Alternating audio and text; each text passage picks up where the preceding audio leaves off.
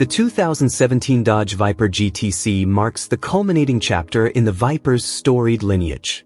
Viper was conceived back in the early 90s as a modern-day Shelby Cobra, delivering raw, visceral American muscle. Built with limited electronics and a brutal spirit, it became an icon.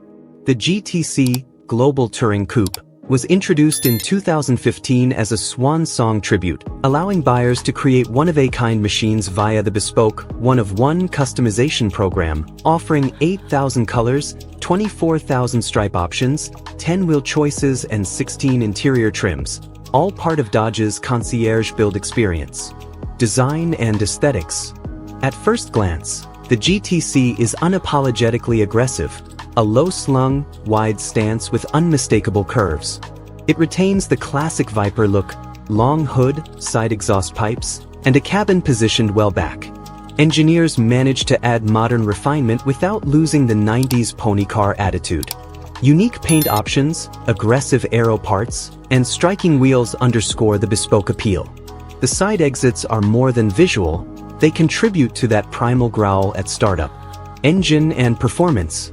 Pop the hood, and you find an 8.4-liter naturally aspirated V10, the largest in any production car. Output specs?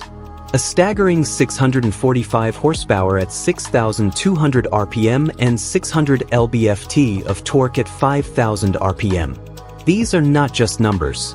They deliver brutal off-the-line acceleration. The GTC sprints to 60 miles per hour in approximately 3.2 to 3.4 seconds. Some say 3.2 seconds, and tops out near 206 miles per hour. It's raw, unfiltered power with no turbos or hybrid assists, just the V10 and your right foot. Exhaust on, get ready for an oral overload. Even at idle, users describe it as a farm implement that shreds your eardrums at cruise. Chassis and handling. The GTC is more than just straight-line power. Adaptive suspension gives it a surprising level of composure on the street, something GTC buyers favor for grand touring. Its steering is direct, though occasionally heavy at low speeds, but that's part of the Viper's analog charm. Brake performance is outstanding thanks to massive calipers and rotors, stopping from 60 miles per hour in about 103 feet. Grip levels are immense, with staggered Pirelli P0 tires, 295 front, 355 rear, providing traction even with all that torque. Cornering speed is jaw-dropping for a car of this shape, and electronic aids help rein in slide potential, though this is still a powerful rear-wheel drive brute. Transmission and driving feel.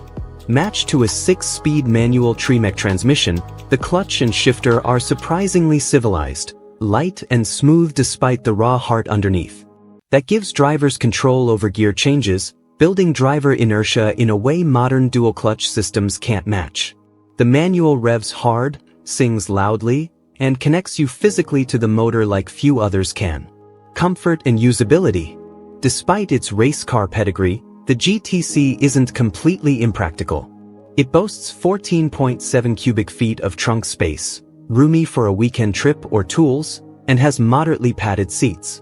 The cabin is leather and Alcantara trimmed, with a small but functional 8.4-inch Uconnect system. That said, comfort is racing-focused. The ride is firm, NVH levels are high, visibility poor due to low roofline and thick pillars, and ingress/egress quite awkward, especially with hot side pipes.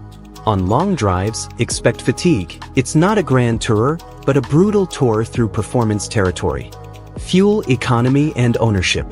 Unsurprisingly, fuel economy is low, expectedly in the teens mpg combined, around 12 to 15 miles per gallon. That's built into the experience. Thirst for speed, not efficiency. Maintenance is intensive, specialist care, frequent servicing, and pricey parts are par for the course with an 8.4-liter V10. But for enthusiasts, it's a ticket to driving nirvana. Reliability and market value. While it demands devotion from owners, the Viper isn't inherently unreliable. Flags like paint bubbling or component wear are treatable with attentiveness. What sets the GTC apart is its collector appeal. Originally priced around $95,895, Pristine 2017 GTCs now fetch $200,000 plus in today's market, prime condition cars pushing $500,000. Custom builds gain significant cachet, and the end-of-line effect leaves this as Dodge's final combustion-era flagship. Live drive commentary, video clip insights. Our featured video height calls it the best thing Dodge has ever done, showcasing spirited canyon carving and close-ups of the build quality. They emphasize that the straight-line fury is matched by surprisingly compliant behavior in daily driving, thanks to adaptive suspension.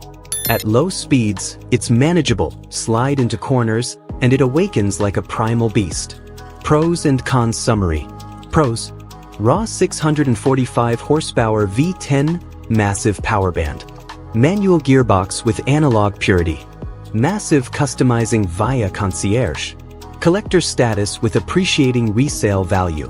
Outstanding braking and grip. Fuel consumption 12-15 mpg. Stiff, noisy ride, poor visibility. Difficult entry/egress, hot side pipes. High maintenance and specialist parts. Low drivability for daily use. Conclusion: the 2017 Dodge Viper GTC isn't just a car, it's a statement.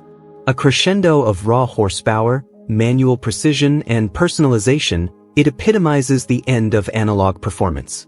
It's brutal, it's loud, and it won't suit everyone, but for those craving pure driving essence, it's unmatched.